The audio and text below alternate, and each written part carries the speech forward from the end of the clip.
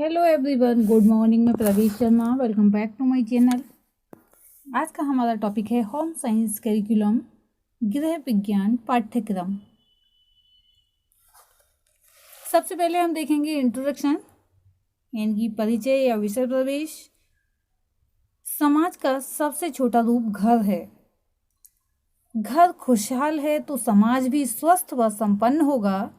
समाज की संपन्नता देश के गौरव को बढ़ाती है। अतएव देश की भौतिक व आंतरिक उन्नति के लिए प्रत्येक घर में खुशहाली आवश्यक है।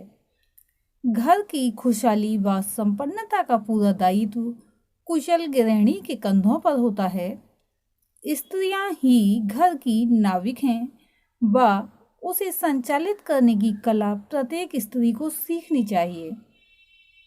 गृह विज्ञान गृह संचालन कला का महत्वपूर्ण विषय है। अतएव गृह विज्ञान का महत्व गृहिणी को कुशल गृहिणी के रूप में बदलना है। इसी के साथ अब हम देखेंगे meaning of home science curriculum. तो यहाँ पर जो होम साइंस करिकुलम है, एक होम साइंस भी दो शब्दों से मिलकर बना है, होम और प्लस साइंस, यानी कि घर का विज्ञान।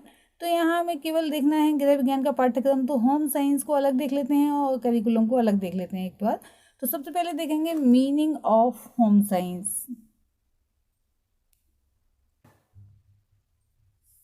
अपने अत्यधिक व्यापक अर्थ में गृह विज्ञान या गृह अर्थशास्त्र उन नियमों, दशाओं, सिद्धांतों और आदर्शों का अध्ययन है जो कि एक ओर तो मानव के तात्कालिक भौतिक वातावरण से संबंधित है तथा दूसरी ओर उसकी मानवीय प्रकृति से।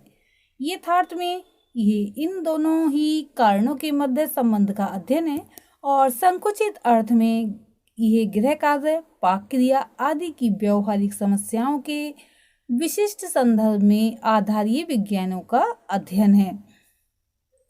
10 वर्ष पश्चात, यानी कि जब गृह विज्ञान स्टार्ट हुआ था, यानी कि अमेरिका में, इससे पहले बताया जा चुका है कि अमेरिका में समय समय पर गृह अर्थशास्त्र को परिभाषित करने का प्रयास किया गया था।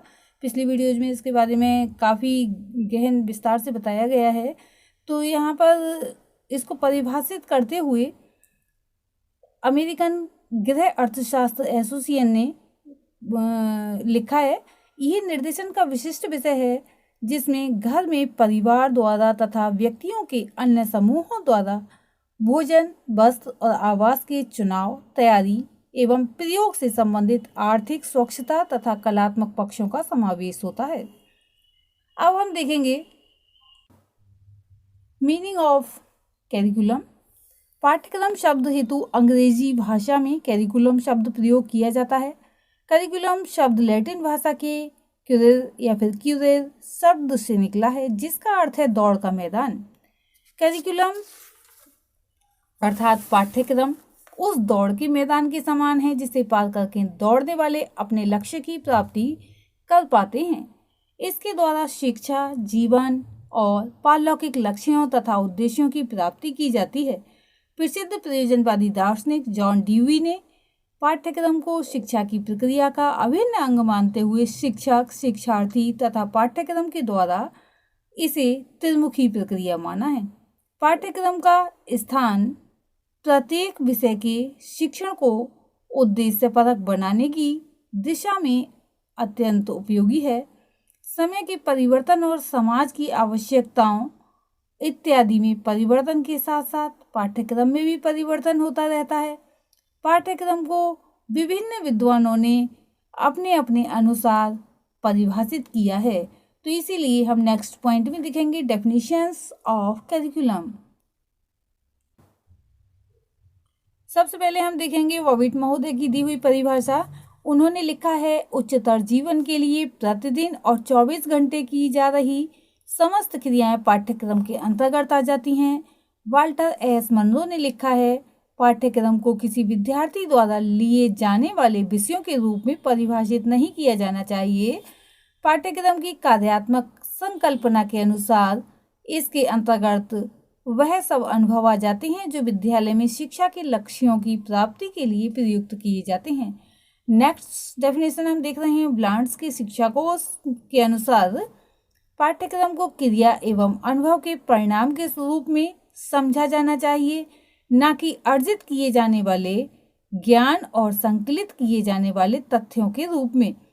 विद्यालय जीवन के अंतर्गत विविध प्रकार के कलात्मक, शारीरिक एवं बौद्धिक अनुभव तथा प्रयोग सम्मिलित रहते हैं। और आगे लिखा है कनिंघम महोदय ने, यानी कि अपने विचार उन्होंने लिखे हैं। उन्होंने लिखा है पाठ्यक्रम कलाकार यानी शिक्षक के हाथ में एक साधन है जिससे वह अपनी सामग्री यानी शिक्षार्थी को अपने आदर्श यानी कि उद्देश्य के अनुसार अपनी चित्रशाला यानी कि विद्यालय में ढाल सके। The curriculum is a tool in the hands of the artist teacher to mould his material the pupil according to his ideals objectives in his studio the school. Samuel महोदय लिखते हैं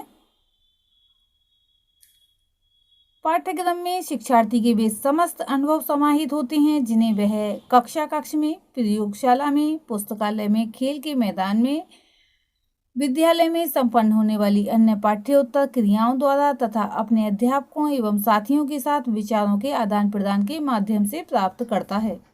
नेक्स्ट डेफिनेशन हम देख रहे हैं horny महोदय की। इन्होंने लिखा है पाठ्यक्रम वह है जो विद्यार्थी या शिक्षार्थी को पढ़ाया जाता है। ये सीखने वाली क्रियाओं तथा शांतिपूर्वक अध्ययन करने से कहीं अधिक है। इसमें उद्योग, व्यवसाय, ज्ञानोपार्जन, अभ्यास तथा क्रियाएं सम्मिलित होती हैं। इस प्रकार वह विद्यार्थी के या शिक्षार्थी के स्नायुमंडल में होने वाली गतिवादी एवं संवेदनात्मक तत्वों को व्यक्त करता है। समाज के क्षेत्र में यह वो सब की अभिव्यक्ति करता है जो कुछ जाति ने संसार के संपर्क में आने से किए हैं। फ्रॉवेल महोदय ने लिखा है पाठ्यक्रम संपूर्ण मानव जाति के ज्ञान एवं अनुभव का प्रतिरूप होना चाहिए। Curriculum should be conceived as an epitome of the rounded whole of the knowledge and experience of the human race। John dewy लिखते हैं सीखने का विषय या पाठ्यक्रम पदार्थों, विचारों और सिद्धांतों का चित्रण है जो निरंतर उद्देश्यपूर्ण क्रियान्वेषण से साधन या बाधा के रूप में आते हैं। सीवी गुड महोदय लिखते हैं, यानी कि सीवी गुड द्वारा संपादित शिक्षा कोश में पाठ्यक्रम की 3 परिभाषाएं दी गई हैं जो कि इस प्रकार से हैं।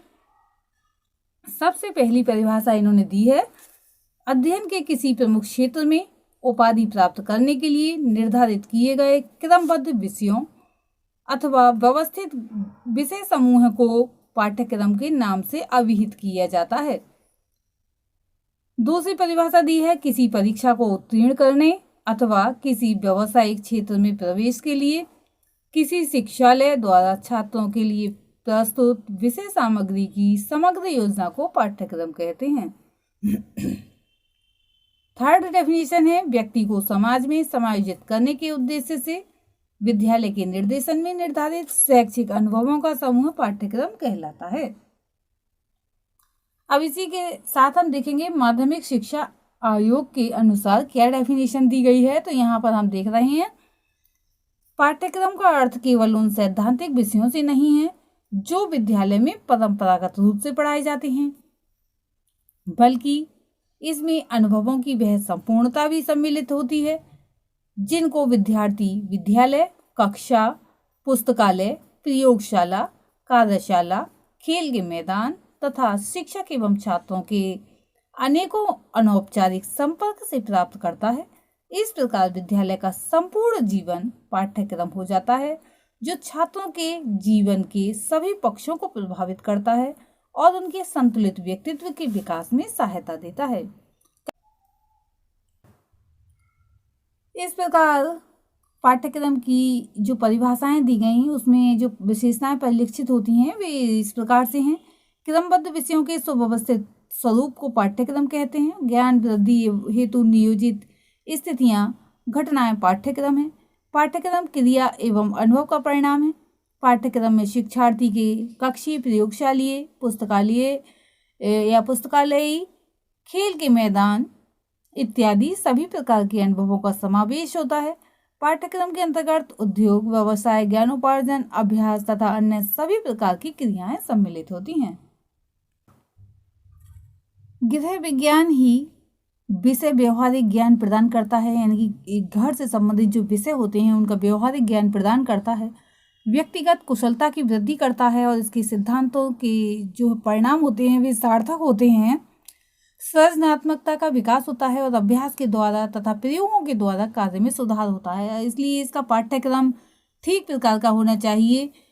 इस विषय में जॉन ड्यूवी ने अपनी जो परिभाषा दी है उसको एक बार फिर देख लेना चाहिए कि सीखने का विषय या पाठ्यक्रम पदार्थों, विचारों और सिद्धांतों का चित्रण है और जो निरंतर उद्देश्यपूर्ण क्रियान्वेषण से साधन या बाधा के रूप में आ जाते हैं। Subject matter of learning or curriculum is identical with all the objects, ideas and principles which enter as absources or obstacles into the continuous international present of a course of action.